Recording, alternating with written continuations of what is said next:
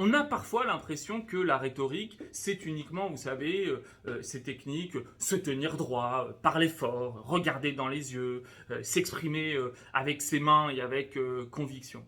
Malheureusement, ça, c'est une toute petite partie de la rhétorique, qui est un ensemble de méthodes beaucoup plus vastes et beaucoup plus puissantes que ça. Le fait de bien s'exprimer, de bien parler, d'utiliser les mains, d'avoir un regard fort, d'avoir la voix haute, de savoir moduler sa parole, c'est une partie de la rhétorique qui s'appelle l'éloquence. Mais l'éloquence, c'est une des parties de la rhétorique. En fait, il y a beaucoup plus de parties dans la rhétorique, beaucoup plus d'éléments sur lesquels la rhétorique a travaillé. Le premier de ces éléments-là, ça s'appelle l'invention. C'est un terme un peu ancien, mais qui veut simplement dire l'art de trouver ses idées. Parce que les idées, elles ne tombent pas du ciel. Les idées, elles ne sont pas en vous, et puis tout d'un coup, il suffit de les exprimer. Une idée, c'est quelque chose qui doit être travaillé, qui doit être cherché, qui doit être forgé pour passer d'une idée à un argument. Parce que ce qui convainc, ce n'est pas les idées, c'est les arguments. Et donc, il y a tout un pan de la rhétorique qui donne des techniques pour réussir à trouver ces idées, à les chercher, à les faire émerger, un peu comme on va creuser, comme un mineur, vous savez, qui va creuser la terre pour trouver des petites pépites, et puis ensuite trouver ces pépites et les transformer en or, c'est-à-dire trouver des idées pour les transformer en arguments. La deuxième partie de la rhétorique, qui est aussi importante, qui est très importante, s'appelle la disposition. C'est aussi un terme un peu ambigu, mais qui en réalité donne l'ensemble des techniques qui permettent de disposer, c'est-à-dire d'organiser vos idées et vos arguments.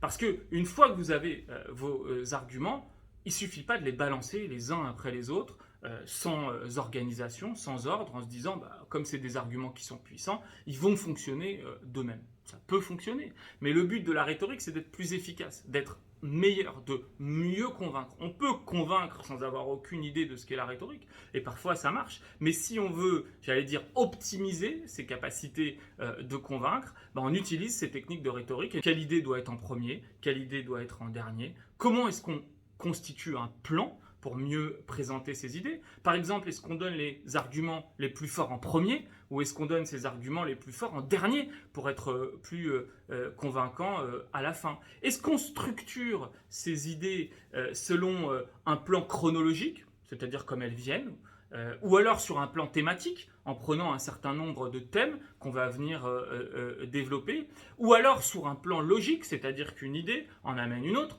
en amène une autre, en amène une autre, et ainsi de suite, pour arriver à la conclusion et donc à l'argument de conviction finale. Tout ça, c'est des sujets sur lesquels, depuis 2500 ans, un certain nombre de penseurs ont réfléchi, ont donné leur avis, ont théorisé les meilleures manières de fonctionner, et qu'on appelle l'organisation des idées en rhétorique. Le troisième pan de la rhétorique, tout aussi important que les autres, c'est ce qu'on appelle l'élocution, c'est-à-dire la manière dont on formule les idées. C'est-à-dire comment est-ce qu'on transforme une idée, un argument général, en des phrases, en des mots, en des formules, ce qu'on a parfois appelé des figures de style. Comment est-ce qu'on fait des phrases de telle manière à ce qu'elles soient le plus convaincant possible, le plus compréhensible possible. Comment est-ce qu'on trouve son style? Parce qu'il y a une question de style aussi, et que avoir un style extrêmement lyrique, très pompeux, avec des mots compliqués, ça peut être une technique pour convaincre, mais avoir un style au contraire le plus simple possible, avec des mots extrêmement simples, sans faire de fioritures, d'être vraiment dans l'épure de ce qu'on va raconter, ça peut aussi être une méthode pour convaincre et qui fonctionne. C'est des questions qu'on peut personnellement se poser quand on veut essayer de convaincre, et sur lesquelles aussi on doit travailler soi-même. C'est-à-dire que les choses ne viennent pas toutes seules. C'est pas parce qu'on a des bons arguments et qui sont bien organisés que tout d'un coup leur formulation va se faire de manière simple et évidente. C'est vrai qu'on peut faire appel à soi-même, à son intuition, et que parfois le chemin le plus simple, c'est-à-dire celui qu'on aurait utilisé naturellement, est peut-être le plus efficace, mais c'est aussi des formulations qu'on peut retravailler, qu'on peut peaufiner, qu'on peut améliorer pour justement être encore plus efficace. Mais mieux communiquer, ça veut aussi simplement dire mieux dire ce qu'on a envie de dire. Et déjà ça, c'est quelque chose d'extrêmement important parce qu'il y a beaucoup de gens qui n'arrivent pas à dire ce qu'ils ont envie de dire. Parce que, justement peut-être, ils n'ont pas ces petites techniques de la rhétorique qui permettent d'être finalement plus fidèles à ce qu'on veut dire que si on ne les avait pas. Quatrième partie, c'est ce qu'on appelle l'action, c'est-à-dire le passage à l'action, ce que j'appelais tout à l'heure l'éloquence, c'est-à-dire l'ensemble des techniques qui permettent d'incarner ces arguments, d'incarner ces idées. Vous avez trouvé vos idées, vous les avez organisées dans un plan extrêmement efficace, vous l'avez écrit, vous avez écrit des belles phrases, vous les avez mises en forme de telle manière à ce que ça soit le plus efficace pour convaincre, mais maintenant il va falloir les dire, et c'est-à-dire l'action. Et en fait, je dis les dire, mais c'est réducteur. Passer à l'action, c'est pas simplement les mots, c'est pas simplement les dire, c'est aussi les incarner, c'est-à-dire les vivre à travers les gestes, à travers les émotions, à travers le regard, à travers les mouvements du corps, à travers une certaine gestuelle, à travers tout un ensemble de choses qu'il vaut mieux maîtriser si on veut réussir à être plus efficace. Parce que effectivement, si vous parlez comme ça avec la main dans la bouche, on vous entend moins. Si vous parlez en vous tournant du mauvais côté, on vous comprend moins, ou en tous les cas, on vous écoute moins. Et donc, il y a tout un tas de techniques, pareil, qui ont été théorisées depuis très longtemps par un certain nombre de gens. Ce n'est pas des sortes de dictates.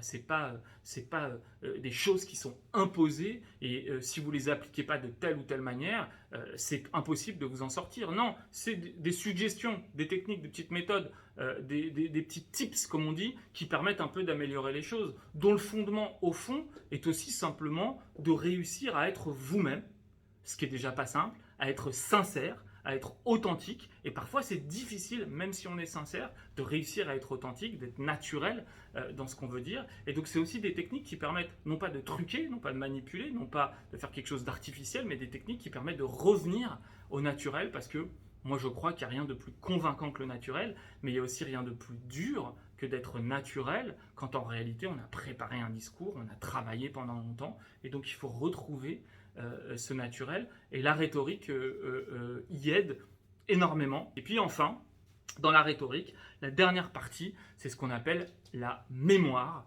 c'est-à-dire les moyens pour réussir à se souvenir de ce qu'on va dire. Parce que si vous devez faire un discours, vous avez travaillé longuement, vous avez formulé, vous avez vos phrases, vous avez tout fait, et puis c'est le moment de passer à l'action, et puis le trou noir, le blanc, qu'est-ce qu'on dit ? J'ai oublié.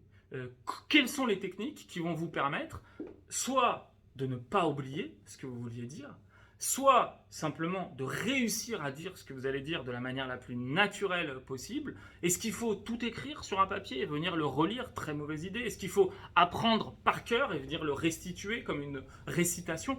Très mauvaise idée. Mais alors comment on fait si on lit pas, si on récite pas? Il y a des techniques qui existent et qui vous permettent de retrouver ce que vous aviez à dire, de travailler suffisamment en amont votre mémoire et votre discours notamment pour réussir à le restituer de la manière la plus sincère, la plus fidèle possible et surtout la plus spontanée. Il n'y a rien de plus paradoxal de se dire comment restituer de manière spontanée quelque chose qu'on a passé énormément de temps à travailler. Et la rhétorique vous aide et vous donne des techniques. Donc voilà, la rhétorique c'est aussi tout ça, beaucoup plus que ce qu'on pense en général.